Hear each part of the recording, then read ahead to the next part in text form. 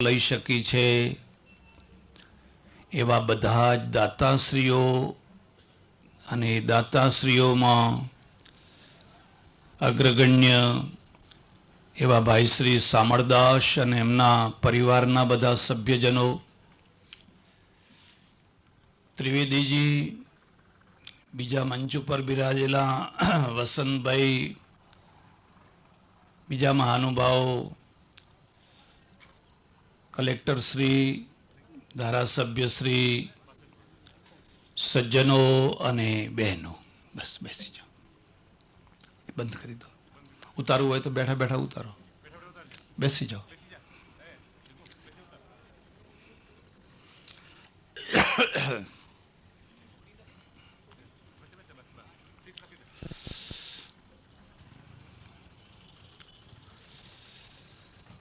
ઉપનિષદની એક બહુ પ્રસિદ્ધ આખ્યાયિકાના માધ્યમથી બે શબ્દો કહેવા છે. ઉપનિષદોમાં ઘણી આખ્યાયિકાઓ છે અને આખ્યાયિકાઓ છે એ જ્યારે કોઈ સનાતન સત્યની વાત રજૂ કરે તો આખ્યાયિકા પોતે પણ સનાતન સત્ય બની જાય. આખ્યાયિકા એવી છે કે 3 માણસો ભેગા થયા, 3 ગ્રુપના 3 પ્રતિનિધિ કરનારા 3 માણસો ભેગા થયા. ત્રણેય એકબીજાથી અલગ અલગ પ્રકૃતિના, પણ પરિસ્થિતિએ ત્રણેયને ભેગા કર્યા. એકનું નામ દેવ છે, બીજાનું નામ દાનવ છે, ત્રીજાનું નામ માનવ છે. દેવ, દાનવ અને માનવ. આપણે જે જગતમાં જીવીએ છીએ એ જગતને કદી પણ એક જ કલરનો પટ્ટો હતો જ નહીં. એને હંમેશા જુદા જુદા પટ્ટા રહે છે. તમારી ગાડીને એક જ કલર હોય, તમારા ઘરને એક જ કલર હોય એવું બની શકે, પણ જે ગામમાં તમે રહો છો, જે જિલ્લામાં તમે રહો છો, જે દેશમાં, જે જગતમાં તમે રહો છો, એમાં એક જ પ્રકૃતિના માણસો કદી હોય જ નહીં. એની જુદી જુદી પ્રકૃતિ હોય છે અને પ્રકૃતિના કલર બને. અને એ કલરનું વર્ગીકરણ કરવામાં આવ્યું તો મુખ્ય 3 વર્ગો થયા: દેવ વર્ગના, દાનવ વર્ગના, માનવ વર્ગના. તમે કદી એવી અપેક્ષા કે ઈચ્છા ના રાખશો કે કોઈ ટાઈમ એવો આવશે કે બધું સારું થઈ જશે, બધા દેવો થઈ જશે, સતયુગ આવશે, આવું થઈ જશે, એવી કદી કલ્પના ના કરશો. સંસાર આ 3 કલરમાં ચાલ્યો આવે છે અને ચાલતો રહેવાનો છે. ફરક એટલો છે કે તમે કોનું પ્રતિનિધિત્વ કરવા માગો છો, અને તમે જેનું પ્રતિનિધિત્વ કરવા માગો છો એને જો તમે શક્તિશાળી બનાવી શકતા હોવ તો બીજા વર્ગોને તમે ઓછા કરી શકો. બીજા વર્ગોની જે પકડ છે એ પકડને તમે ઢીલી કરી શકો. જિલ્લામાં એક સારો પોલીસ અધિકારી આવે છે, જોતામાં એ ગુંડાઓની પકડને તોડી નાખે છે અને લોકોને રાહત થાય છે, લોકોને શાંતિ મળે છે. આ જે લોકોને શાંતિ મળી, માળા ફેરવવાથી નથી મળી, હોમ હવન કરવાથી નથી મળી, શાંતિ પાઠ કરવાથી નથી મળી, એક પરાક્રમી ઓફિસરના દ્વારા મળી છે.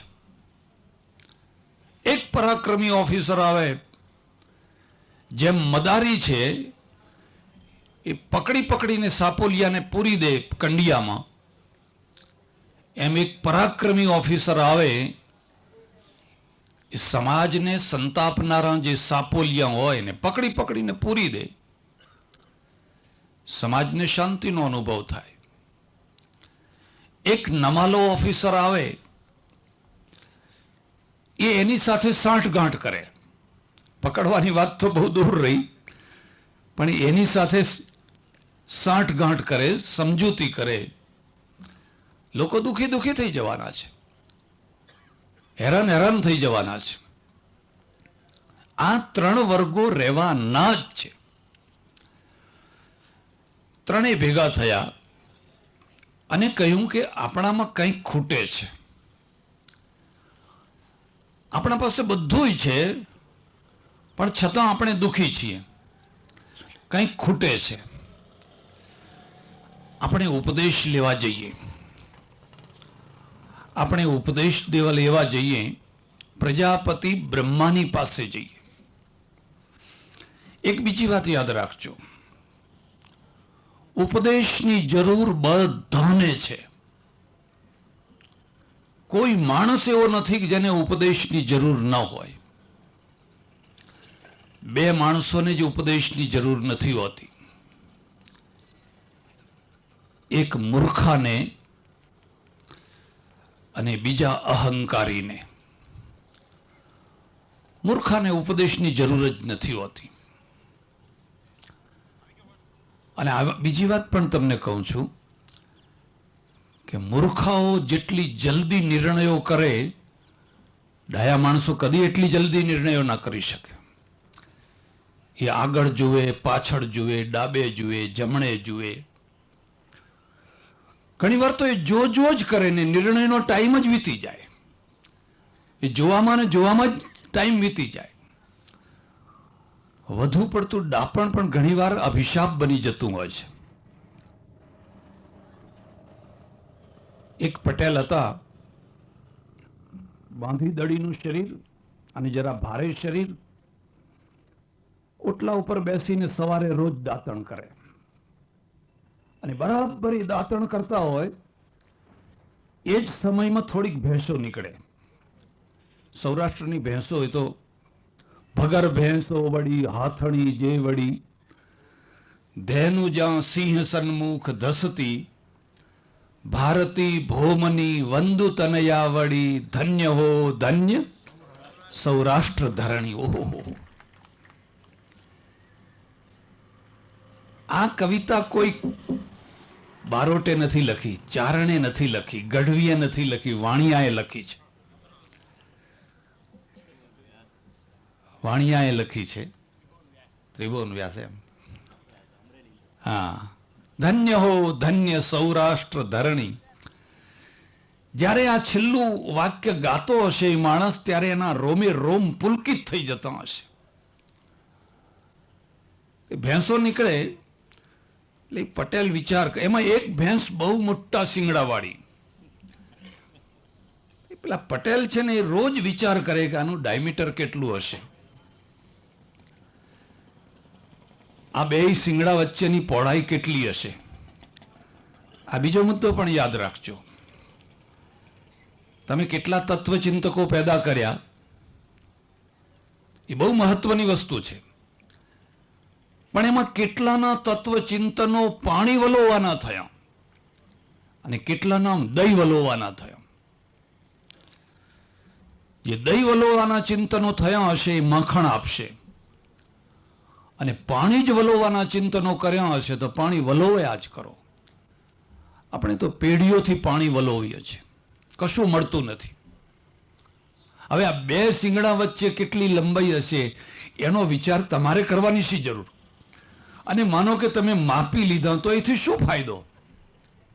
પણ માણસ છે, છેવટે એક દિવસે એમનાથી રહ્યું ન ગયું ને ભેંસો બરાબર શાંતિથી વાગોળતી વાગોળતી નીકળેલી. અને આ બાપા હતા ને હાથમાં દાંતણ લઈને જે કૂદ્યા ને પેલા શિંગડા ઉપર જ પડ્યા, બે શિંગડાના વચ્ચે. ને ભેંસ ભડકી, ઉછાળતી ઉછાળતી ઉછાળતી તો દોડી હે કરતી કરતી. ગામના જુવાનિયાઓ ભેગા થઈ ગયા અને માંડ જેમ તેમ કરીને એમને છોડાવ્યા. તો કેટલાક લોકોએ પૂછ્યું, બાપા તમારે વિચાર તો કરવો તો કે 6 મહિના વિચાર કર્યો છે? એમ કે આ શિંગડામાં કૂદતા પહેલા થોડો વિચાર તો કરવો તો. કે હું કંઈ ઉતાવળિયો નથી, મૂર્ખો નથી. 6 મહિના સુધી વિચાર કર્યો હતો, પછી કૂદ્યો છું. એમ ઘણી વાર છે ને, બહુ ડાપણ હોય ને બહુ જલ્દી નિર્ણયો ન કરી શકો. આપણે બહુ જલ્દી નિર્ણય ન કરી શક્યા એટલે 65ની લડાઈ કરવી પડી. આપણને બહુ નુકસાન થયું. આપણે બહુ જલ્દી નિર્ણય ન કરી શક્યા એટલે 71ની લડાઈ લડવી પડી. 1 કરોડ નિરાશ્રિતો આ દેશમાં ધકેલી દેવામાં આવ્યા અને નાકમાં પાણી આવ્યું એટલે પછી આપણે લડાઈ કરવી પડી. સારું થયું કે આપણે સફળ થયા. પણ જો તમે સમય રહેતા તત્કાલ નિર્ણય કરી શક્યા હોત તો આ ઘણું ટાળી શકાય એવું હતું. તત્કાલ નિર્ણય કરવાની જે ક્ષમતા સરદાર પટેલમાં હતી, પછી જોવા ના મળી. એણે જે નિર્ણય કરવાનો એ કરવાનો જ. તમે પરમેશ્વરની પાસે મજબૂત શરીર માગજો, પણ એથી વધારે મજબૂત મન માગજો. તમારું શરીર કદાચ દુર્બળ હશે, પણ નિર્ણય કરવા માટે તે મન જોઈએ, શરીર નહીં. દેશ પહેલવાનોથી નથી ચાલતો હતો, અખાડો પહેલવાનોથી ચાલે. દેશ તો મક્કમ મનવાળા રાજનેતાઓથી ચાલતો હોય છે. એમણે નિર્ણય કર્યો કે નિજામને હવે લેવું જ છે. નિજામને લીધા વિના છૂટકો નથી. થોડા દિવસોમાં ઘણા વેશ કરી નાખવાના છે. જુનાગઢ લેવું જ છે. લઈ લીધું જુનાગઢ. એ શામળદાસજીને આગળ કર્યા હતા ને. એ શામળદાસ ગાંધી જ હતા ને. લઈ લીધું જુનાગઢ. હૈદરાબાદ લઈ લીધું, માણાવદર લઈ લીધું. એક પછી એક બહુ જ સચોટ નિર્ણય. બન્યું એવું કે જે દિવસે બધી તૈયારી થઈ ગયેલી ચારેય તરફથી હૈદરાબાદ ઉપર પોલીસ એક્શન કરવાની, એના આગલા દિવસે જિન્ના સાહેબ ગુજરી ગયા. અને જિન્ના સાહેબ ગુજરી ગયા એટલે નહેરુજી દોડતા દોડતા સરદાર પટેલ પાસે પહોંચ્યા. કેવો જમાનો હતો, એ કેવું વ્યક્તિત્વ હતું. પ્રધાનમંત્રી ઉપપ્રધાનમંત્રીની પાસે દોડતો જાય. જ્યાં પ્રધાનમંત્રી પણ મહાન છે અને ઉપપ્રધાનમંત્રી એથી મહાન છે. અને જઈને કહ્યું કે હવે આપણે હમણાં થોડા દિવસ જંપી જવું જોઈએ, હવે ઉતાવળ ન કરવી જોઈએ. બહુ દુનિયા આપણને શું કહેશે, બહુ ખરાબ દેખાશો. અમારે ચડોતરની કંઈક સ્પેશિયલ ભાષા છે. આમ સુરત પછી બીજો જ નંબર આવે. પહેલો નંબર સુરતી લોકો લઈ જાય, પછી બીજા નંબરે અમારે ચડોતર વાળા આવી જાય. એટલે એમણે એમની સુરતી ભાષા અને ચડોતરી ભાષામાં કહ્યું કે હું એને ક્યાં કહેવા ગયો હતો તું એક દાડો પહેલો લાંબો થજે. હું તો એને કહેવા નતો ગયો, મારે જે કરવાનું છે એ કરવાનું જ છે. અને કામ કરી નાખ્યું. એમને જે કામ લીધું એ મક્કમતાથી પાર પાડ્યું. કાશ્મીરનું કામ નહેરુજીએ લીધું અને એ ન ઉકલ્યું તે ન જ ઉકલ્યું. આજે હવે પથ્થરો થઈને પડ્યું છે. એટલે હું તમને ખાસ વાત કહું છું. ત્રણેય ભેગા થયા અને ત્રણેય ભેગા થઈને કહ્યું કે આપણામાં કંઈક ખૂટે છે. હું તમને એક બીજી વાત પણ કહું છું. તમારું જમા પાસું શું છે એ જો કરો, એની સાથે સાથે કેટલીક વાર એ પણ જોજો કે તમારામાં શું ખૂટે છે. એક જ વ્યક્તિ એવો છે, એક જ તત્વ એવું છે કે જેમાં કશું ખૂટતું નથી, પરમાત્મા. બાકી બધામાં કંઈનું કંઈ ખૂટે જ છે. કોઈ પણ વ્યક્તિ એવો નથી કે જેમાં કશું ખૂટતું ના હોય. અને જ્યાં ખૂટતું તમારી નજરે ચડે એટલે તમારા અંદર ભક્તિ માર્ગનું પ્રાકટ્ય થાય. તમને એમ થાય કે હું કંઈક ખૂટું છું. ચાલો આપણે ઉપદેશ લેવા જઈએ. પ્રજાપતિ બ્રહ્માની પાસે ઉપદેશ લેવા જઈએ. ઉપદેશની બધાને જરૂર છે. એમાં પણ જે માણસ જેમ જેમ ઊંચે ચડતો જાય એમ એમ એને વધારે ઉપદેશની જરૂર હોય. કારણ કે ઊંચે ચડેલો માણસ પછડાશે તો હાડકાં ભાગી જવાના છે. નીચેનો માણસ પછડાશે તો એટલા બધા હાડકાં નહીં ભાગે. હાડકાં તો ઊંચે ચડેલા માણસના જ ભાગતા હોય છે. એને ઉપદેશની વધારે જરૂર હોય છે. જનક સમર્થ છે, સમર્થમાં સમર્થ જનક છે, જ્ઞાની છે, ચક્રવર્તી રાજા છે, પણ રોજ અષ્ટાવક્રનો ઉપદેશ લે છે. શિવાજી મહાન છે, સમર્થ છે, પણ રોજ રામદાસ સ્વામીનો ઉપદેશ લે છે, જીજીબાનો ઉપદેશ લે છે. અને ઉપદેશના કારણે આ બેયના સામર્થ્યને આંચ ના આવી. એ સામર્થ્ય અક્ષુણ્ણ રહ્યું. ચાલો આપણે ઉપદેશ લેવા જઈએ. ત્રણેય નીકળ્યા. પ્રજાપિતા બ્રહ્માની પાસે પહોંચ્યા અને બ્રહ્માને કહ્યું કે અમને કંઈક ઉપદેશ આપો. અમે બધા સમર્થ છીએ, પણ છતાં કંઈક ખૂટે છે. એક બીજી વાત યાદ રાખજો, ઉપદેશ છે ને એ પ્રજાપતિ જ આપી શકે. આપણે પ્રજાપતિનો અર્થ કુંભાર કરીએ છીએ. પેલો મલ્લો પ્રજાપતિનો છે એમ લોકો કહે છે, કારણ કે એ ઘડા ઘડે છે, માટલા ઘડે છે. જેને ઘડા ઘડતા આવડે એનું નામ પ્રજાપતિ કહેવાય. જેને ઘડા ફોડતા આવડે એનું નામ પ્રજાપતિ ના કહેવાય. એ ઘડે છે. એમ જેને આખી દુનિયાને ઘડતા આવડે, તમને સ્કૂલને ઘડતા આવડી તો તમે સ્કૂલના પ્રજાપતિ છો. ઘરને ઘડતા આવડ્યું તો તમે ઘરના પ્રજાપતિ છો.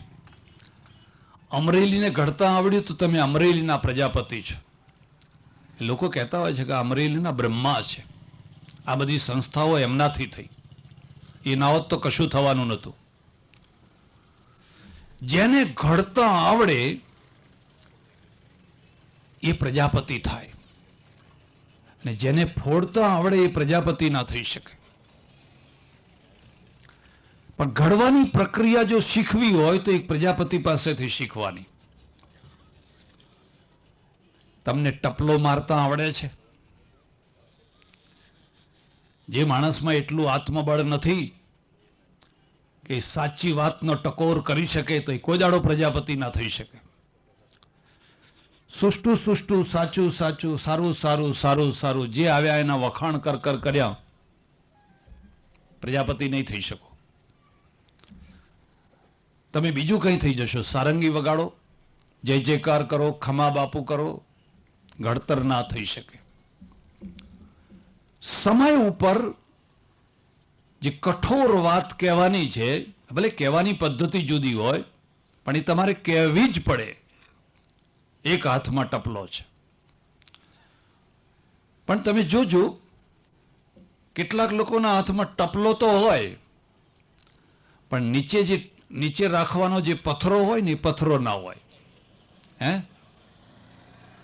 તો કાચો માટલું ફૂટી જાય. તો તમે કોઈને માર માર માર માર કરશો તો બધું ફોડી નાખશો. કોઈ દાડો પ્રજાપતિ ના થઈ શકો. પેલો જે નીચે એક પથ્થરો રાખે છે એનું કંઈક નિશ્ચિત નામ છે, મને યાદ નથી આવતું, પણ એ વાલનો પથ્થરો છે.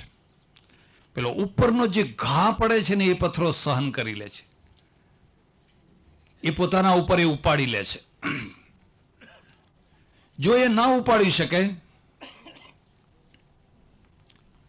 તમારી પાસે જો પ્રેમ નહીં હોય, તમારી પાસે જો વાલ નહીં હોય,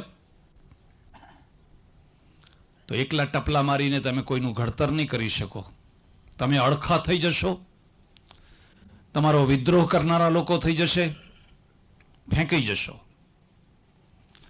જેને ટપલો મારવો છે પહેલા એને પ્રેમ કરો. તમારા મનમાં એના પ્રત્યે ડંખ ન હોવો જોઈએ, એના પ્રત્યે દ્વેષ ન હોવો જોઈએ. અને પ્રેમનો ઘા ઉપાડવાનો છે એ પથ્થરો નીચે રાખો. તમે સફળ નેતા થવાના છો. અને આ બહુ કઠિન કામ છે. પ્રજાપતિ છે ને એટલા માટે પ્રજાપતિ છે કે એના ત્યાં દેવે આવે, દાનવે આવે ને માનવે આવે. પ્રજાપતિ જો ગ્રુપ કરી નાખે કે ભાઈ દેવો માટે જ આ આશ્રમ છે, અમારે તો દાનવો માટે જ આ આશ્રમ છે, જો એવું ગ્રુપ કરી નાખે તો એ પ્રજાપતિ ના થઈ શકે, વાડાપતિ થઈ શકે. અને વાડાપતિઓ દેશમાં ઘણા છે, પ્રજાપતિ નથી. ખાસ પ્રકારનો વાડો હોય એના માટે છૂટ છે. પ્રજાપતિની પાસે ગયા. પ્રજાપતિએ કહ્યું કે હું તમને ઉપદેશ આપું, ધીરજ રાખો. એક બીજી વાત યાદ રાખજો, કોઈ પણ ઉપદેશ કદી પણ સંદર્ભ વિનાનો હોતો જ નથી. કોઈ દવા એવી નથી કે જે સંદર્ભ વિનાની દવા હોય. મેડિકલ સ્ટોરમાં બધી દવાઓ છે અને બધી દવાઓ અમૃત છે અને બધી દવાઓ ઝેર છે. એ અમૃત ક્યારે છે કે સંદર્ભ પ્રમાણે આપો તો અમૃત છે અને વગર સંદર્ભે આપો તો ઝેર છે. એમ ઉપદેશ છે, એનો પણ સંદર્ભ હોય છે. એક માણસને એવું કહેવામાં આવે, જો ભાઈ રામ રામ બોલવું, રામ રામ બોલવું, હંમેશા રામ રામ બોલવું, ગમે ત્યાં જાય, ગમે ત્યારે, ગમે તેવી સ્થિતિ. અને પેલા એ જડતાથી પકડી લીધું. હવે કોઈનું મળદું જતું હોય ને રામ રામ બોલો તો બરાબર છે. અને કોઈની ચોરીમાં લગ્ન થતા હોય અને વાહડોનો થાંભલો પકડીને કે રામ બોલો ભાઈ રામ, રામ બોલો ભાઈ રામ. હવે પેલા મારવા દોડે કે ના દોડે? રામનું નામ ખરાબ નથી, સંદર્ભ બદલાઈ ગયો છે, બોલવાનો સંદર્ભ બદલાઈ ગયો છે. એટલે બ્રહ્માએ છે ને ત્રણેયને ઉપદેશ આપ્યો. દ દ દ, આ ત્રણ દકારની આખ્યાયિકા બહુ પ્રસિદ્ધ છે. દ દ દ, જાઓ. ત્રણે ગયા. ગયા તો ખરા, પણ સમજણ ન પડી કે આ દ નો અર્થ શું, દ એટલે શું. એક બીજી વાત યાદ રાખજો, તમારે કોઈને કોઈ લાઈન ઉપર વાળવો હોય તો ચટણીથી વાળવાનો. ચટણીથી. એનો અર્થ શું? ચટણી જેટલું આપવાનું, પછી એનો રસ વધે તો વધારે આપવાનું, પછી રસ વધે તો વધારે આપવાનું. પણ પહેલા એને રસની ભૂખ જગાડો, પછી આપો. ને એક દિવસ જો એકદમ મૂકી દીધું બધું તો ખલાસ. 2-3 દિવસ સુધી મથ્યા પણ કંઈ સમજૂતી ન થઈ એટલે પાછા આવ્યા. આપે અમને ઉપદેશ આપ્યો, પણ દ દ દ, અમે એનો અર્થ શું સમજીએ, એનો કંઈક સમજણ નથી પડતી. પ્રજાપતિએ કહ્યું, જો હું તમને સમજાવું. જે પેલા દેવો છે ને એને કહ્યું દ, દમન કરો, દમન કરો, દમન કરો. દેવનો અર્થ થાય છે ઐશ્વર્યશાળી, વૈભવશાળી, સંપત્તિવાળો ઉપરનો વર્ગ, જેની પાસે બધા ઐશ્વર્ય છે, બધા વૈભવ છે, બધું છે. હવે જો આ માણસ દમન નહીં કરે તો શું થશે?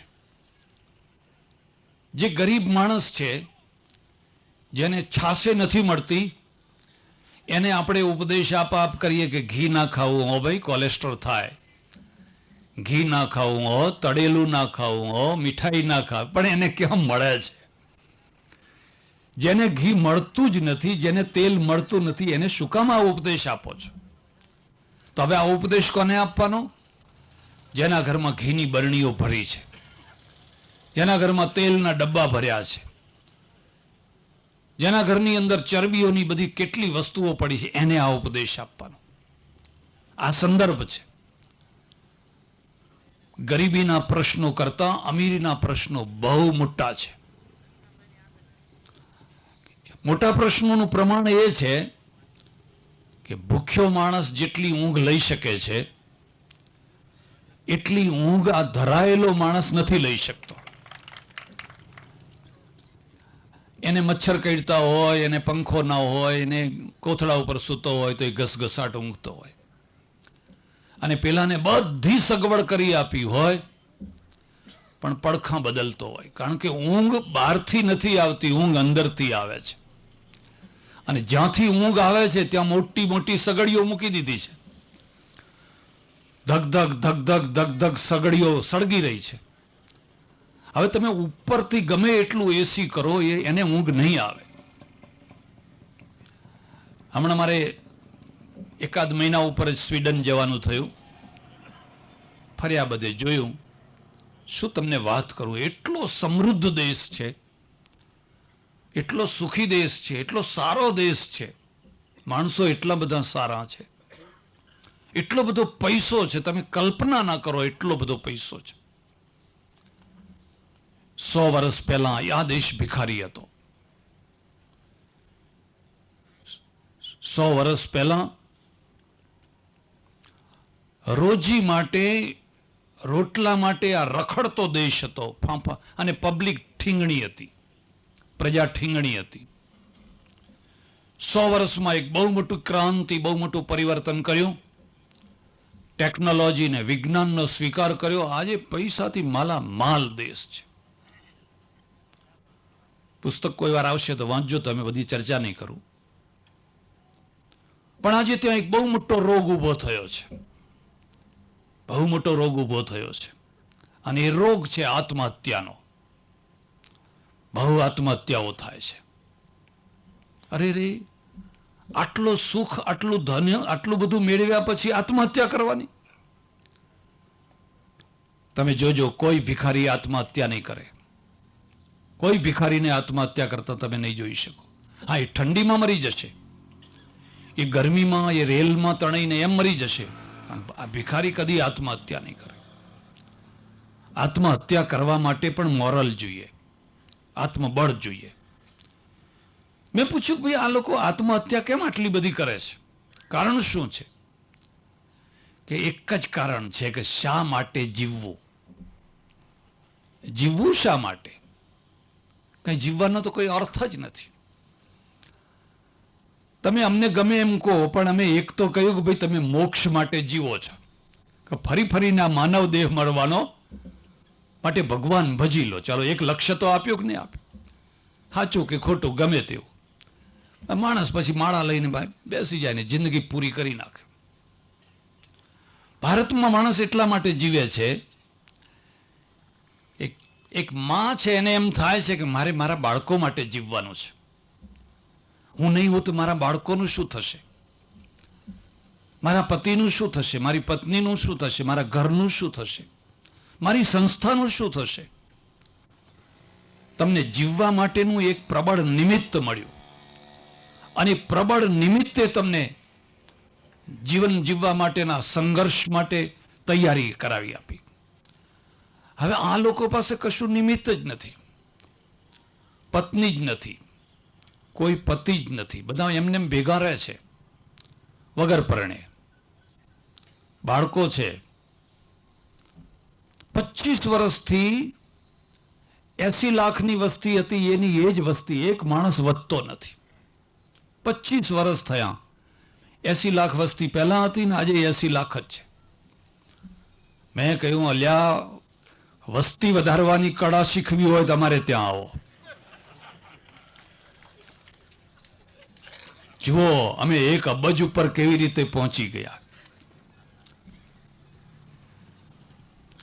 એક કક્ષાએ પહોંચ્યા પછી માણસ કેવો થઈ જાય છે એનો આ નમૂનો છે. એક કક્ષાએ પહોંચ્યા પછી ઐશ્વર્યના એ પ્રશ્નો છે, અને ઐશ્વર્યના પ્રશ્નોને દ્વારકા સોલ્વ ના કરી શકી, કૃષ્ણ પોતે સોલ્વ ના કરી શક્યા. પાંડવોના પ્રશ્નો ઉકેલી આપ્યા, યાદવોના ના ઉકેલી આપ્યા. રાવણની લંકા હતી એ તો બહારના લોકોએ આવીને એનો નાશ કર્યો, પણ દ્વારકાનો નાશ તો અંદર અંદરની લડાઈથી થયો. દ્વારકાને નષ્ટ કરવામાં, અને સોનાની દ્વારકા, કોઈ બહારથી ચડાઈ કરીને નતો આવ્યો. અને કૃષ્ણ કશું ન કરી શક્યા. સમર્થમાં સમર્થ પુરુષની પણ કેટલી મોટી લાચારી. દ્વારકા છોડીને નીકળી ગયા મહાપ્રયાણ કરવા માટે, મહાપ્રસ્થાન કરવા માટે. કેટલા આનંદે, કેટલા ઉત્સાહે તમે એક બહુ મોટી સંસ્થા ઊભી કરી હોય, બહુ મોટું એસ્ટેટ ઊભું કર્યું હોય, બહુ મોટું રજવાડું ઊભું કર્યું હોય, બહુ મોટું રાષ્ટ્ર ઊભું કર્યું હોય, અને કૃષ્ણની માફક પહેરેલા કપડે તમારે નીકળી જવું પડે. કોઈ માનતું નથી, કોઈ ગાંઠતું નથી. બધા મશ્કરીઓ કરે છે, બધા ઠેકડી ઉડાડે છે. હવે આ ગામમાં, આ સંસ્થામાં રહેવા જેવું નથી. કૃષ્ણ નીકળી ગયા અને પ્રાચી પીપળે જઈને ઉત્સર્ગ કર્યો. હું તમને ખાસ ભલામણ કરું છું, જન્મ કર્મ ચમે દિવ્યમ એવમ યો વેત્તિ તત્વતઃ ત્યક્ત્વા દેહમ પુનર્જન્મ નૈતિ પાંડવ. તું મારા જન્મ ને કર્મ ને બેયને જો, એમાં બેયમાં દિવ્યતા છે. જેલમાં હું જન્મ્યો અને પીપળાના નીચે મર્યો. આવું તો કોઈનું જન્મ નહોતો અને આવું કોઈનું મૃત્યુ નહોતું. આટલા મોટા કેટલાક 60 કરોડ, કેટલા કરોડ, 33 કરોડ, 33 કોટી યાદવો, આટલો મોટો પરિવાર હોય અને માણસ છેલ્લી ઘડીએ એક તરફ ચાલ્યો જાય. પણ એને જોયું કે હવે અહીં સ્વમાન રહેવાનું નથી. મારા આદર્શો, મારા સિદ્ધાંતો આ બધા રહેવાના નથી. અને જો ના રહેવાનું હોય તો મારે ખસી જવું જોઈએ. અને ના રહેવાનું હોય ને છતાંય જે ચોંટી રહે, ખલાસ સમજી લેવાનું કે માણસ મરતા પહેલા મરી ગયો છે. એને મારવાની જરૂર નથી, એ પોતે જ મરી ગયો છે. એટલે સોનાની દ્વારકા છે, યાદવોના દ્વારા નષ્ટ થઈ ગઈ. મને કોઈએ કહ્યું કે હમણાં આપણા દેશમાં ચારે તરફ યાદવો વધી રહ્યા છે. બિહારમાં યાદવો છે, યુપીમાં યાદવો છે, આપણે ગુજરાતમાં નહીં હોય એટલું સારું છે. ખબર નહીં ગુજરાતમાં કોણ છે. તો કઈ લડ્યા. ઘણા લોકોએ કહ્યું, ભાઈ હાથ જોડીએ છીએ, તમને આખી દુનિયામાં, આ દેશમાં રેકોર્ડ ન હોય એટલા વોટ આપ્યા છે, હવે ભેગા રહો, હવે આ ગુજરાતને સોનાની ગુજરાત બનાવો, મોકો મળ્યો છે. એટલે ઐશ્વર્યના એ પ્રશ્નો હોય છે, અને ઐશ્વર્યનો આ પ્રશ્ન છે ને, એનો ઉકેલ ઉપદેશ છે. યાદવો કોઈનો ઉપદેશ લેવા નતા જતા. કોઈ આપવા આવે તો એની ઠેકડી ઉડાડતા હતા, મશ્કરી કરતા હતા, પેટે તાંસડું બાંધીને પૂછતા હતા, મહારાજ આ બાઈને શું જન્મ છે? એટલે આ છોકરા જેના હોય એને બેસાડી દો. કોના છે? કોના છે? હવે ઉઠવાનું નહીં.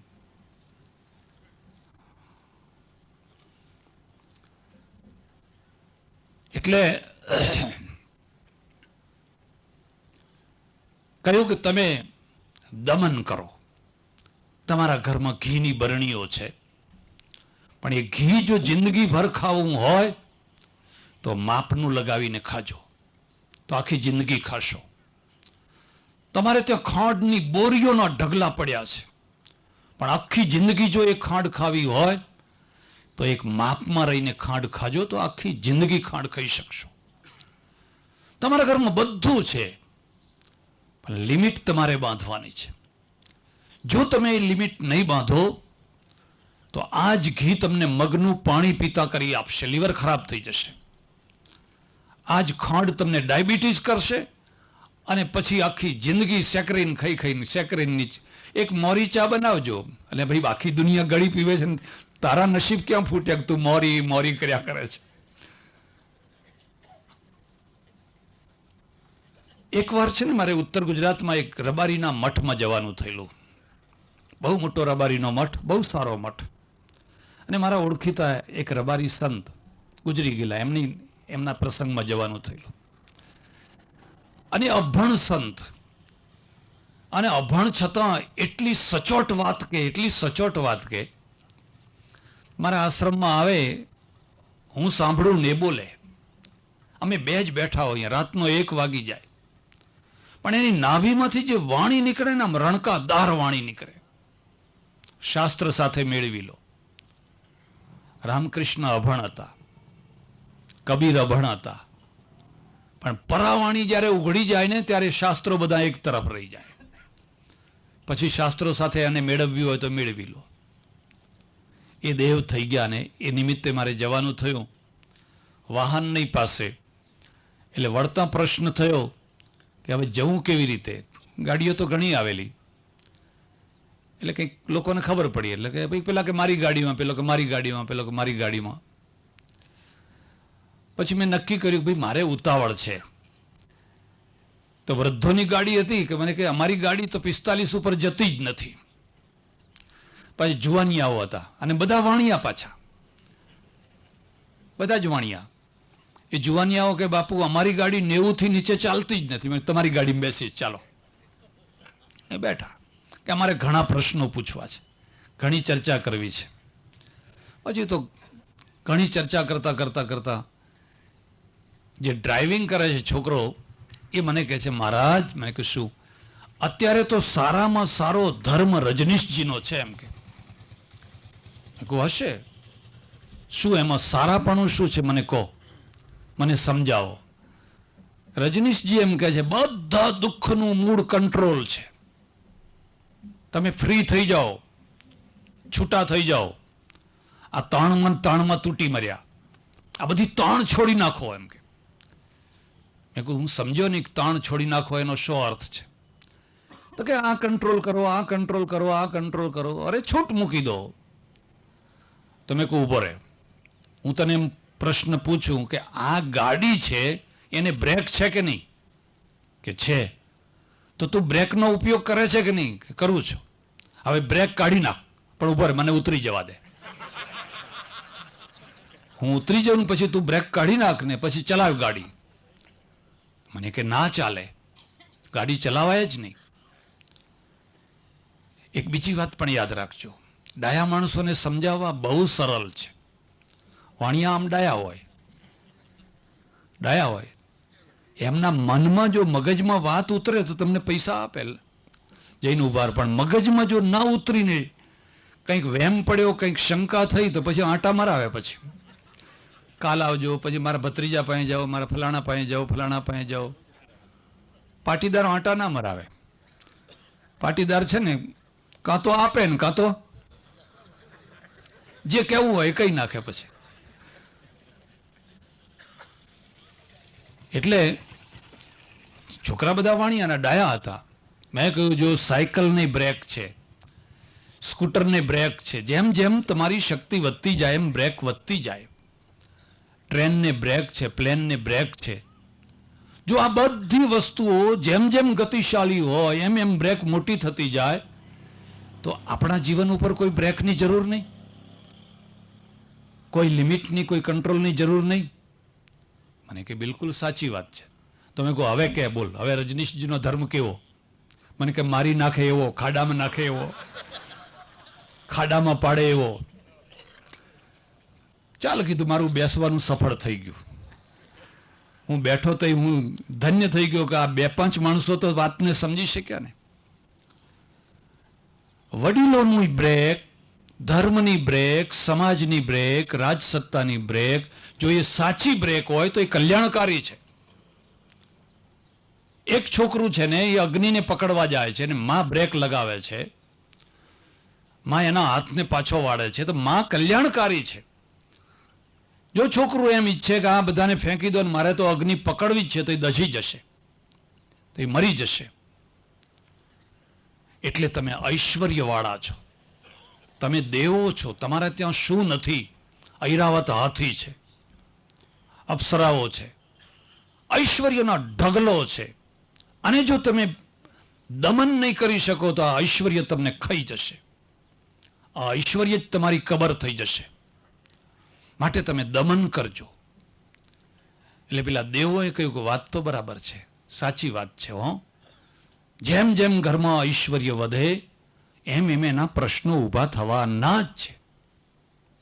તમને ખબર છે આજે અમદાવાદમાં, મુંબઈમાં, મોટા શહેરોમાં કયા પ્રશ્નો ઊભા થયા છે? પૈસાદાર લોકોના છોકરા જે કોલેજોમાં ભણે છે, હોસ્ટેલમાં રહે છે. અમારી બાજુમાં વિદ્યાનગર, એમના બધા મા બાપ ફોરેનમાં રહેતા હોય, મહિને 1000 રૂપિયાની જરૂર હોય ને 25,000 આપે છે.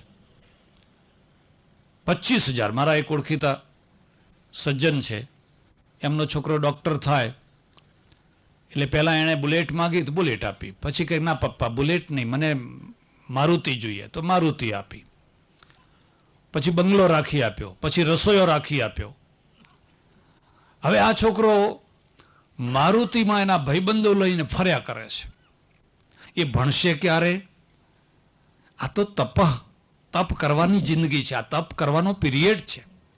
પછી ભલે મારુતિમાં ફરે, પણ અત્યારે જો એને આ બધું આપ્યું ને તો એ તપ કરવાનો પીરિયડ નકામો જશે. અને એમાંથી એટલા પ્રશ્નો ઊભા થાય છે, એટલા પ્રશ્નો ઊભા થાય છે કે આખું વિદ્યાનગર કે કોઈ વિદ્યાનગર છે એ જાણે ગુંડાનગર બની ગયું હોય એવી રીતે ગુંડાનગરનું રૂપાંતર થઈ જાય. મારે એ ચર્ચા નથી કરવી, મારે તો આટલું જ કહેવું છે. મારો દેશ આજે સમૃદ્ધિના રસ્તા તરફ આગળ વધ્યો છે. પહેલા જેવી ગરીબી નથી, એ ખોટી વાત છે. ગરીબી છે પણ પહેલા જેવી ગરીબી નથી. આજે ચિંથરે હાલ માણસ નથી જોવા મળતો. 10 વર્ષ પહેલા મેં જોયેલું, જૂના કપડાની લારીઓ, અમેરિકાના ઉતરેલા કપડાની લારીઓ બજારમાં ઊભી રહેતી. હવે એવી લારીઓ કોઈ દેખાતી નથી. માણસ પોતાના કપડાં પહેરે છે, સારા કપડાં પહેરે છે. કડીઓ મળતો નથી, સુથાર મળતો નથી, કામવાળી મળતી નથી. સારું છે અને સમૃદ્ધ થવું જ જોઈએ. દેશને સમૃદ્ધ બનાવવો જ જોઈએ. પણ એની સાથે સાથે આ વાત પણ યાદ રાખજો, સમૃદ્ધિની સાથે જો દમન નહીં આવે, જો દમ નહીં આવે અને ઘરમાં પડેલી ઘીની બરણી ઉપાડીને જો પીવા માંડશે, ઝાડા થઈ જશે, સંગ્રહણીનો રોગ થઈ જશે ને પછી કોઈ સારો વૈદ્ય પણ એ સંગ્રહણીને નહીં મટાડી શકે. એટલે દેવોએ કહ્યું કે અમને તો કૃતકૃત્ય કરી દીધા, બહુ સાચો ઉપદેશ આપ્યો, ચાલ્યા. દાનવોનો વારો આવ્યો. શું? દનો અર્થ શું? દયા કરો, દયા કરો, દયા કરો. તમે દાનવો છો.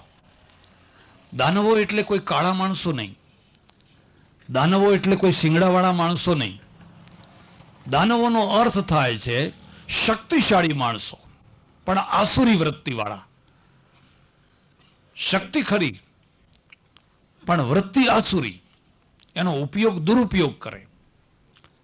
અગ્નિ ખરી પણ એ અગ્નિમાંથી તો રસોઈ થાય, બોઇલર ચાલે, વીજળી પેદા થાય, પણ એ જ અગ્નિ છે આખા ગામને ફૂંકીને નાશ કરી નાખે, બાળીને ખાક કરી નાખે. શક્તિ વિનાનો માણસ કદાચ પૈસાદાર તો થઈ શકે, પણ શક્તિ વિનાનો માણસ કદી ગુંડો ના થઈ શકે, દાનવ ના થઈ શકે. હિટલર થવા માટે કેટલી શક્તિ જોઈએ? એટલે રાવણને 10 માથા હતા. રામ થવું હોય તો 1 માથું બહુ થઈ ગયું, પણ રાવણ થવું હોય તો 10 માથા જોઈએ, 10 ગણી શક્તિ જોઈએ, તો તમે રાવણ થઈ શકો.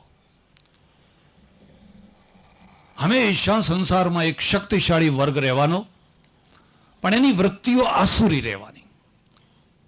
અને આસુરી વૃત્તિના કારણે એ લોકોને દુઃખ દેશે, ત્રાસ દેશે. આ દુનિયાની અંદર જે સૌથી મોટામાં મોટા દુઃખો છે એ માનવ સર્જિત દુઃખો છે. તડકાના દુઃખો એટલા નથી, પાણીના દુઃખો એટલા નથી, અનાજના દુઃખો એટલા નથી, પણ જેટલા માનવ સર્જિત દુઃખો છે. અને માનવ સર્જિત દુઃખો શું છે કે આ શક્તિશાળી પણ દાનવ વૃત્તિના માણસો છે એ બીજાને કોઈને જીવવા નહીં દે, સુખેથી રોટલો નહીં ખાવા દે, ઇજ્જત આબરૂ સાથે જીવવા નહીં દે. અને આ દાનવ વૃત્તિ ફેલાઈ જશે સમાજ ઉપર, પ્રજા ઉપર, પ્રજા દુઃખી થઈ જશે. એટલે આપણા ત્યાંના બે ઉપાય નીકળ્યા. આપણે ત્યાં બે ઉપાય નીકળ્યા. આ દાનવ વૃત્તિમાંથી છુટકારો કેવી રીતે પામવો? કે ભાગવત સપ્તાહ બેહાડો, રામાયણની સપ્તાહ બેહાડો, ઉપદેશ આપો. પણ દાનવો તો સાંભળવા જ નથી આવતા. એ જે સાંભળવા આવે છે ને એ તો પહેલેથી જ નમાલા છે ને, એને નમાલા લોકો આ માથા હલાવે છે. હવે એ માથા હલાવે તો શું ને ના હલાવે તો શું ને, જેને સુધરવાનું છે એ તો આવતા જ નથી.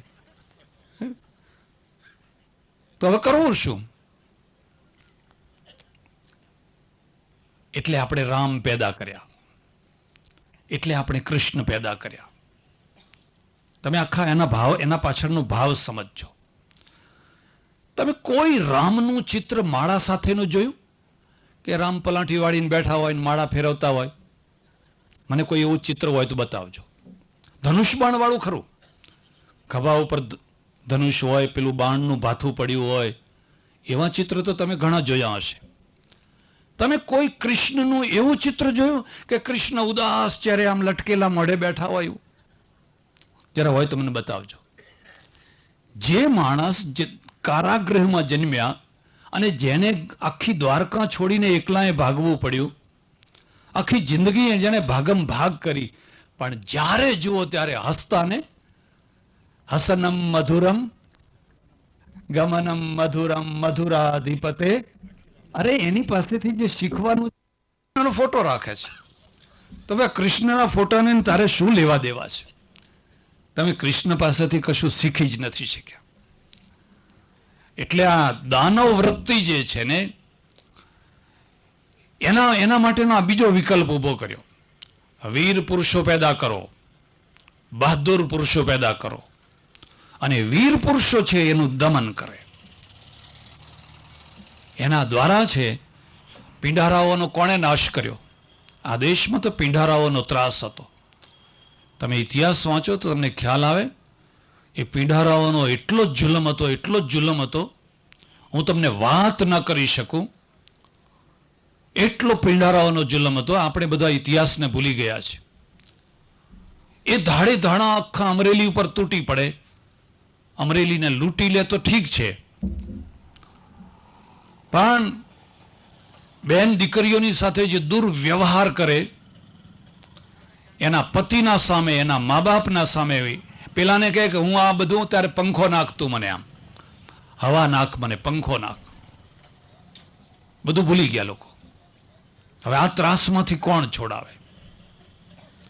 અંગ્રેજોએ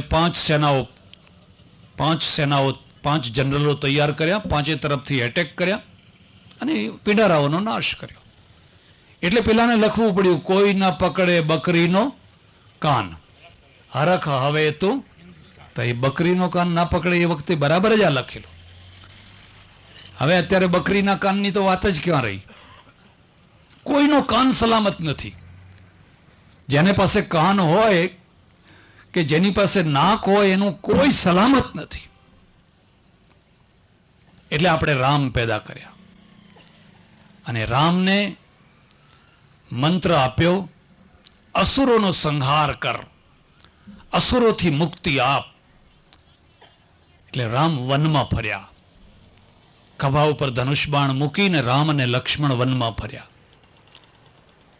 રૂપનો અંબાર એવા સીતાજી છે સાથે.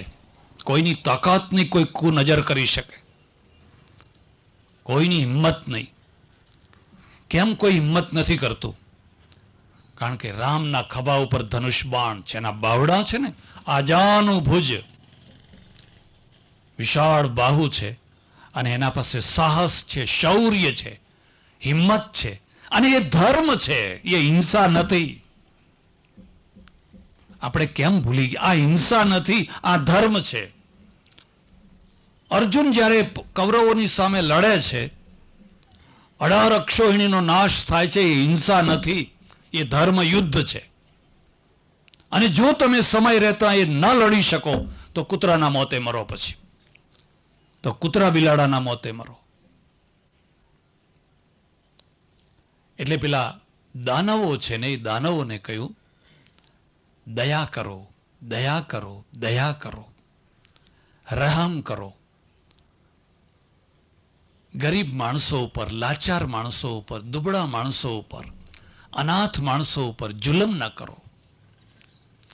તમે રાજા છો, તમે સેનાપતિ છો, તમે નેતા છો, તમે આગેવાન છો, તમે સમર્થ છો.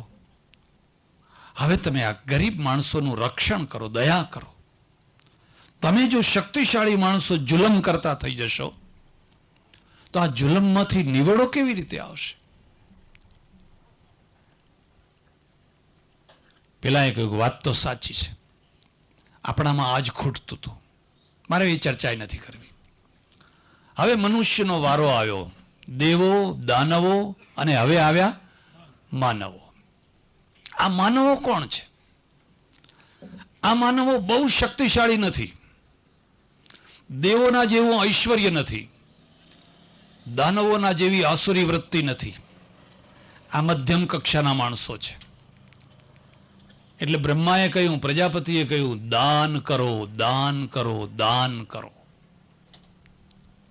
પહેલો ઉપદેશ છે, 2 પૈસા કમાતા શીખો, 2 પૈસા કમાતા શીખો. કદી પણ કોઈને એવો ઉપદેશ ના આપશો કે રોજીને લાત મારે, એ દુકાન બંધ કરે ને ધ્યાન કરવા બેસી જાય, કુંડલી જગાડવા બેસી જાય. કુંડલી તો જાગતા જાગશે, પણ આ તારી દુકાન બંધ થશે તો તારું આખું ઘર બંધ થઈ જશે. આ રસ્તામાંથી ભટકાવી નાખવાની વાત છે. તમે એને સાચું જીવન આપો. આપણે જમીન ઉપર માણસને ચલાવવાનો છે, આકાશ ઉપર એને ઉડાડવો નથી.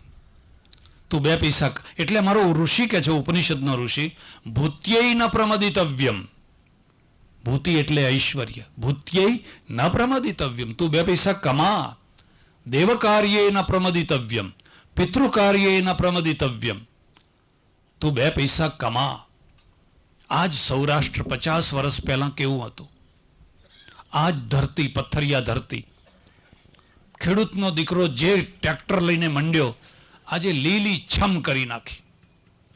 મગફળીનો દ્વારા આજે તમે જુઓ કેટલા ઉદ્યોગો, કેટલા ધંધા, સૌરાષ્ટ્રની કાયા પલટ થઈ ગઈ. જો હજુ પણ નર્મદા આવે અને બીજું બધું કામ થાય તો આ તો દેશ રળિયામણો થઈ જવાનો છે. અને જ્યારે તમે સુખી થાઓ, સમૃદ્ધ થાઓ, ત્યારે કોઈ પાપ નથી કરતા, કોઈ પ્રપંચ નથી કરતા. નીતિથી પૈસો કમાઈ શકાય, કમાવો જ જોઈએ. પણ હવે કમાયા પછી શું કરવું? કે દાનમ, તું દાન કર, દાન કર. શક્તિનો સદવ્યય. પેલાની પાસે જે બહોળાની શક્તિ છે ને, તું દયા કર. કોઈ અબળાની રક્ષા કર, કોઈ ગરીબની રક્ષા કર. પેલાની પાસે જે ઐશ્વર્ય પડ્યું છે એને કહ્યું તું દમન કર, તું દમન કર. માણસને કહ્યું તું દાન કર. એટલે સજ્જનો, આપણે માનવ છીએ, અને માનવ છીએ એટલે પેલા બ્રહ્માએ સીધો ઉપદેશ આપ્યો, તમારી પાસે જે કંઈ હોય એનું દાન કરો, શક્તિ પ્રમાણે દાન કરો. તો દાન તો આપણે કરીએ જ છીએ. તમારા વખાણ કરવા નથી કહેતો, પણ હું વાસ્તવિકતા કહું છું. આખા ભારતને કેટલી વાર અનુભવ કર્યા પછી કહું છું કે ગુજરાતમાં જેટલું દાન થાય છે ને, ભારતના બીજા કોઈ ભાગમાં એટલું દાન નથી થતું. અને એટલે તમે બાવાઓ બધા કાઠિયાવાડમાં આવીને ચોંટીએ છીએ. બિહારના, યુપીના, ફલાણા, બંગાળના, કે ચલો કાઠિયાવાડ મેં દમ લગાવો કે દોર ક્યાં. પગ લાંબા કરીને બેસવાનું, પટેલને કહેવાનું પગ દબાવો, તુમ દુનિયા વાલે ક્યાં જાનો. એટલે પેલો પાછો પગ દબાય, બાપુ બાપુ બાપુ બાપુ. આટલું દાન આ ગુજરાતમાં થાય છે. પણ દુઃખ એ છે કે દાન જે રસ્તે થવું જોઈએ એ રસ્તે નથી થતું. કારણ કે સંદર્ભ બદલાઈ ગયા છે. પહેલાના સંદર્ભો જુદા હતા, આજના સંદર્ભો જુદા છે. અને પહેલાના સંદર્ભો આપણે ખોટા લઈને બેઠેલા. જો સાચા લઈને બેઠા હોત તો આપણી દુર્દશા ના થઈ હોત. હવે શું સંદર્ભો બદલાઈ ગયા કે તમારું દાન બે લક્ષી હોવું જોઈએ. યા તો એ સમાજલક્ષી હોવું જોઈએ યા માનવતાલક્ષી હોવું જોઈએ. તમે પૈસો આપતા પહેલા વિચાર કરો કે આમાંથી સમાજ બેઠો થવાનો, આમાંથી સમાજનું ભલું થવાનું. તમે પૈસો આપતા પહેલા વિચાર કરો કે આમાંથી કોઈ માનવતા પેદા થવાની છે. અને જો આ બેમાંથી એકે ન થતું હોય અને તમે જે દાન આપતા હો તો હું સમજુ છું કે હવે સંદર્ભ વિનાનો છે. તમે કેટલા યજ્ઞો કરો છો, કેટલા કરો છો, ખબર નહીં શું. હવે રાજાઓ ન રહ્યા, મહારાજાઓ ન રહ્યા અને અશ્વમેઘ યજ્ઞ હજુ ચાલુ જ છે. પાકિસ્તાન ઉપર વિજય કરવો હોય તો ઘોડો મોકલો એક તરફ. હવે કાગળનો ઘોડો, કપડાનો ઘોડો અહીં અહીં ફેરવીને બધી બેગો ભેગી કરો. હવે એને અશ્વમેઘને શું લેવા દેવા છે? આટલું કાઠિયાવાડ ભોળું થઈ ગયું છે, આટલું કાઠિયાવાડ ભોળું થઈ ગયું. આ કાઠિયાવાડમાં ગાંધીજી થયા, દયાનંદ સરસ્વતી થયા. આ કાઠિયાવાડમાં અહીં જીવરાજ મહેતા, રતુભાઈ અદાણી, ઓહો કેટલા કેટલા તમે મહાપુરુષો પેદા કર્યા. અને આટલી મૂર્ખતા, પાછી આટલી હદે મૂર્ખતા.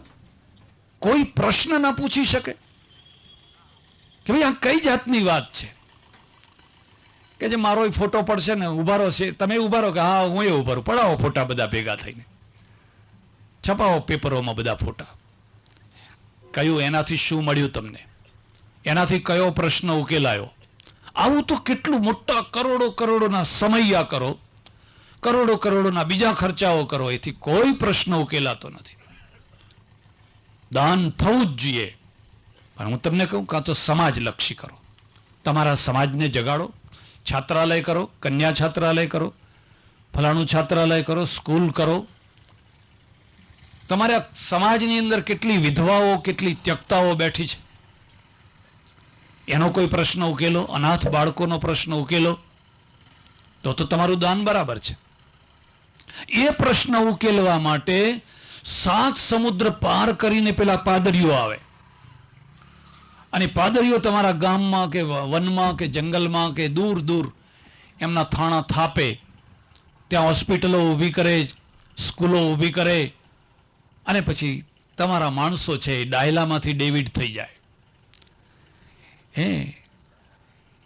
એ વાલજીમાંથી વિલ્સન થઈ જાય. અને પછી મોડે મોડે તમે બુમરાણ પાડો કે વટલાવી નાખ્યા. પણ આ ઘર જ્યારે લાગ્યું તો ત્યારે તમે હતા ક્યાં? વટલાવી કેમ નાખ્યા? આ તો બિચારાને સુધારી દીધા. એમને તો કેટલું એમને આએ આપ્યું. તમારું દાન ઘણું છે, સમજણપૂર્વકનું ઓછું છે. અને સમજણપૂર્વકનું દાન છે એ સમાજલક્ષી છે, માનવતાલક્ષી છે.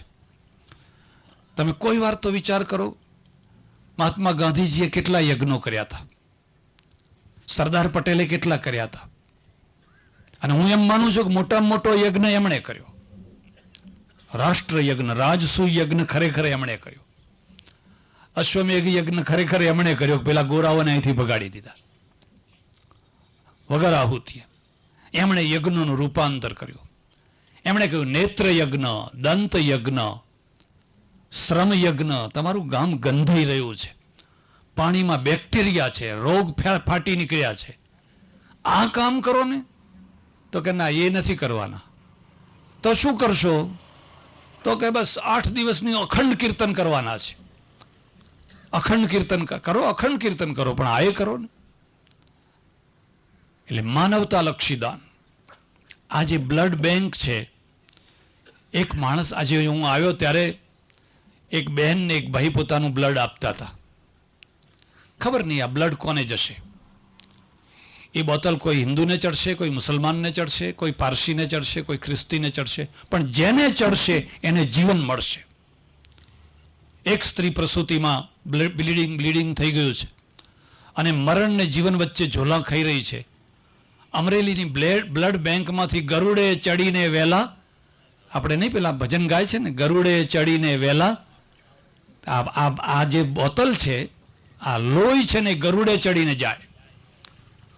અહીંયા તો આપણે ત્યાં એટલી બધી સગવડો નથી. પરદેશમાં તો હેલિકોપ્ટરો રાખેલા હોય, એટલે તરત જ હેલિકોપ્ટર એને ક્યાંથી ક્યાં લઈ જાય. અને એને જ્યાં એ બાટલો ચડાયો નહીં કે એને વિષ્ણુ ભગવાન મળ્યા નહીં. તરત જ એને નવું જીવન મળી જાય. પહેલાં પ્રસૂતિમાં કેટલી સ્ત્રીઓ મરી જતી, કેટલા બાળકો મરી જતા. હમણાં જેમ ત્રિવેદી સાહેબે કહ્યું, આ યુદ્ધોમાંથી આ રેડ ક્રોસ સોસાયટી થઈ, અને વાત તો સાચી જ છે ને. આ બધી સંસ્થાઓ પેલા લોકોએ ઊભી કરી.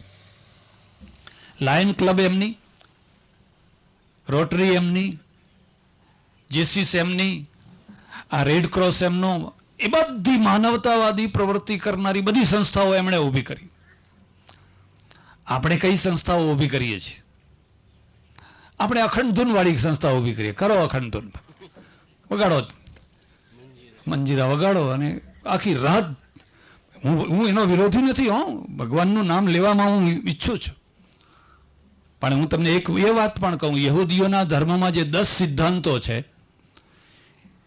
એમાં જે યહોવા એમનો દેવ છે, અલ્લાહ, ખુદા, એ યહોવાએ કહ્યું હતું કે જોખા યાદ રાખ, 10 સિદ્ધાંત હું તને આપું છું. એમાંનો એક સિદ્ધાંત છે, વગર જો તું મારું નામ ના લઈશ.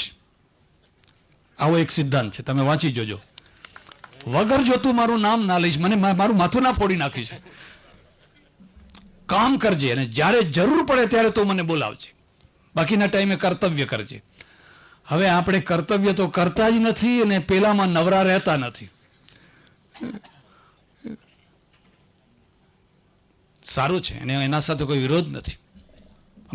મારે કહેવાનું એ છે કે આપણે માનવતાવાદી આ રેડ ક્રોસ જેવી સંસ્થા આપણે કેમ ઊભી ના કરી શક્યા? આ બધી સંસ્થાઓ બહારથી આવી. એનું કારણ એક જ હતું, એ લોકો જમીનનું ચિંતન કરતા હતા, જમીનનું. આ બધા સૈનિકો તરફડી રહ્યા છે. યુદ્ધના દ્રશ્યો તમે જોયા નહીં, તમને કલ્પના નથી. ઉલટી થઈ જાય, બેભાન થઈને માણસ ડરી પડે. કોઈનો હાથ કપાઈ ગયો છે, કોઈની આંખ નીકળી ગઈ છે, કોઈના આંતરડા નીકળી ગયા છે. શિયાળિયા અને કૂતરા આવીને ખેંચા ખેંચ કરે છે, ને પેલો માણસ પાણી ડચકા લઈ રહ્યો છે. એ વખતે આ રેડ ક્રોસ સોસાયટી માનવતાનો ઝંડો લઈને પહોંચે, અને જેમ હમણાં ઉદ્દેશ્યો બતાવ્યા, હવે કોઈ શત્રુ નહીં, હવે કોઈ મિત્ર નહીં, હવે માત્ર માનવો. ગુરુ ગોવિંદસિંહજીની સેના લડે મોગલો સાથે, અને આજે તો ઘણું સારું થઈ ગયું. આજે તો દરેક પલટનમાં આ વ્યવસ્થા હોય છે. આગળ લોકો લડતા જાય, અને લડેલો માણસ કોઈ ઘાયલ થઈને પડે તો લડનારો એને ના ઉઠાવી શકે. ઉઠાવે તેને દંડ થાય, ઉઠાવનારા પાછળ આવે છે. એ આખી ગ્રુપ ટુકડી જુદી છે, પાણીવાળી, દવાવાળી એ જુદી છે. લડનારાને તો આગળ જ જવાનું, લડતા લડતા. ગુરુ ગોવિંદસિંહજીને શીખ લોકો મોગલો સામે લડે, પછી લડાઈ બંધ થાય. ઉનાળાની ગરમી, લાય પંજાબમાં પવન લૂ ફૂંકાતી હોય, ત્યારે મસકવાલા છે ને પાણી પીવડાવાય, મસકમાં પેલા બકરાની ચામડાની.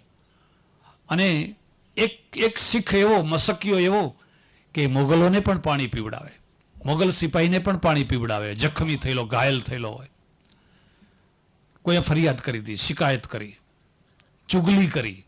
મારા પેલો શીખ છે ને, એ તો પેલા દુશ્મનોને પાણી પીવડાવે છે.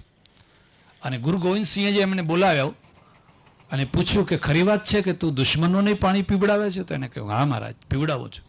અરે ત્યાં એક પાણીના ટીપાની કેટલી કિંમત છે. આપણા માણસોને પીવડાવવું જોઈએ, દુશ્મનને પીવડાવવું જોઈએ. અને પેલો બહુ સરળતાથી એમની વાણી સંભળાવે છે, તમે કહ્યું છે કે મરતા માણસ સાથે શત્રુતા કે મિત્રતા ના હોય. મરતો માણસ તો અલ્લાહનો માણસ છે, એ તો ભગવાનનો માણસ છે. એ જ્યારે લડતો હતો ત્યારે આપણો દુશ્મન હતો, હવે તો એ છેલ્લા ડચકા લઈ રહ્યો છે 2 ઘૂંટ પાણી માટે. અને ગુરુજી ઊભા થઈને એને છાતીએ લગાવી દીધો, તે મારા ઉપદેશને પચાવ્યો, તે મારા ઉપદેશને પચાવ્યો. આ વ્યક્તિગત વાત થઈ, પણ પેલા એને આખી સંસ્થાનું રૂપ આપ્યું. આવો એકલ દોકલ કોઈ શીખ નીકળતો હશે, એકલ દોકલ કોઈ મુસલમાને નીકળતો હશે. આજે હિન્દુ મુસલમાનના તોફાન ફાટી નીકળે ત્યારે 2 પક્ષથી માર કરતું ટોળું આવતું હશે. એ તો ટોળા આવવાના જ છે, પણ એ ટોળામાં હિન્દુને બચાવનાર મુસલમાન અને મુસલમાનને બચાવનાર કોઈ હિન્દુ નીકળી આવતો હશે. આવા મારા ઘરમાં આવતો રે, બચાવી લે. હવે એકલ દોકલ એ તો કોઈ પેલા આખી સંસ્થા ઊભી કરી દીધી. આવા એકલ દોકલથી કામ નહીં ચાલે. એક દુનિયામાં એવી વૈચારિક ભૂમિકાવાળી સંસ્થા ઊભી કરો, જે સંસ્થા લોકોને એમ કહે કે હવે મરતા માણસો સાથે ડંખ ના હોય, દુશ્મનાવટ ના હોય, એના સાથે વેર ના હોય. એના મર્દાને પણ પૂરેપૂરું માન આપવું જોઈએ, એને સન્માન આપવું જોઈએ, તો લડનારની પણ બહાદુરી દીપી ઉઠે. એટલે સજ્જનો, લશ્કરની જરૂરિયાત માટે ઊભી થયેલી આ સંસ્થા હવે સિવિલ ક્ષેત્રમાં આવી ગઈ, સામાન્ય ક્ષેત્રમાં આવી ગઈ. આ તો બધી જરૂરિયાતો લશ્કરમાંથી જ આવી છે. હવે કોઈ ઘાયલ થયો હોય, કોઈને અકસ્માત થયો હોય, અને ભારતમાં તો એટલા અકસ્માત એને રોકી શકાવાના નથી. કદી રોકી? મેં જોયું સ્વીડનમાં કોઈ અકસ્માત જ નહીં. કેટલા કિલોમીટર ગાડીમાં હું ફર્યો અને 140થી ગાડી નીચે ચલાવે જ નહીં. અમારે ડ્રાઈવર હતા અરુણભાઈ પટેલ, રોડ ઉપર લખ્યું હોય 110ની લિમિટ. મેં કોઈ 110ની લિમિટ છે ને તમે 140 ઉપર ચડાવો છો? મને કે ભગવાન છે ને એ તો પકડશે, જોયું જશે. અને આ ડ્રાઈવરોની પણ એક અલગ નાત હોય છે. ડ્રાઈવરોની પણ એક અલગ નાત હોય છે. એકવાર એને સ્પીડ ધીમ કરી નાખી. મેં કહ્યું કેમ, શું થયું? મને કે પેલો જોયો નહીં ગયો એ બે આમ ચમચમ કરતો, એનો અર્થ કે આગળ પોલીસ છે એમ કે વાયરલેસ મળી ગયો. વાયરલેસ મળી ગયો પણ પોલીસ ઊભી છે એમ કે. એટલે તો બધા ચાલે છે. ત્યાં એક્સિડન્ટ નથી થતા અને આપણે ત્યાં બહુ એક્સિડન્ટ. કઈ કાયદો જ નહીં, કોઈ વ્યવસ્થા જ નહીં, જેને જેમ રાખે એમ ચાલો, ચાલવા દો. ત્યારે આ બ્લડ બેંકનું મહત્વ ઘણું વધી ગયું અને બ્લડ બેંકની સામે ઘણી અડચણો આવી. પહેલાં બહુ સરળતાથી બ્લડ લઈ શકાતું ને આપી શકાતું, પણ હવે એવા રોગો નીકળ્યા જે રોગોવાળું બ્લડ જો કોઈને આપવામાં આવે તો એ રોગ સંક્રામક થઈ જાય, ભયંકર રોગ થઈ જાય.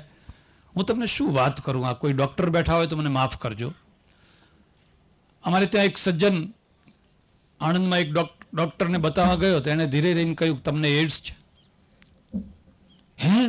હા કે તમને એડ્સ છે? હવે તો ગભરાઈ ગયો. આ રોગની ચિંતા નહીં, પણ આ રોગના કારણે બદનામી કેટલી થાય. 25,000 રૂપિયા લાવો એમ કે હું ખાનગીમાં દવા કરી આપું તમારી.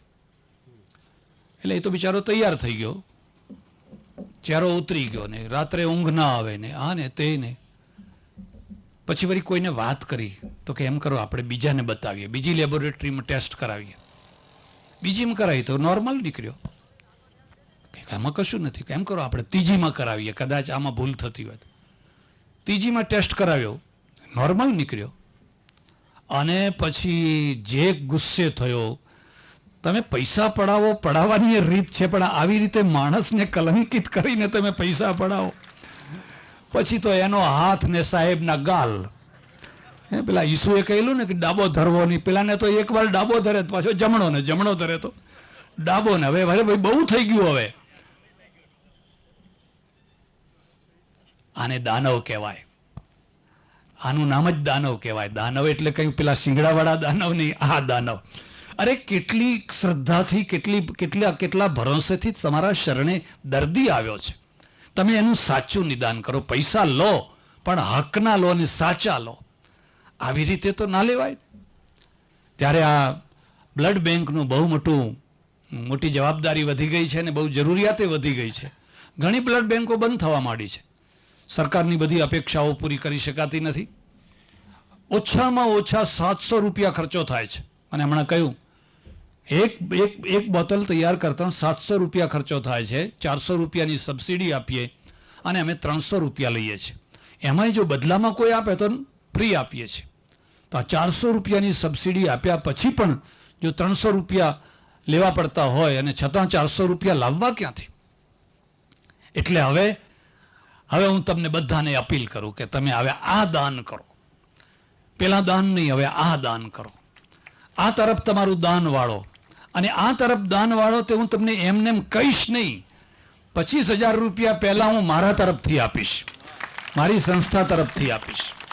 કે આ બ્લડ બેંકને 25,000 રૂપિયા મારી સંસ્થા આપશે અને એના દ્વારા આ બ્લડની જે પ્રવૃત્તિ છે, અત્યંત માનવીય પ્રવૃત્તિ છે, એ પ્રવૃત્તિને એક પ્રેરણા મળે તો લોકો કોઈ ધન્ય થઈ જાય, કોઈનું જીવન બચી જાય. એટલે સજ્જનો, આટલી જ વાત કરવાની છે.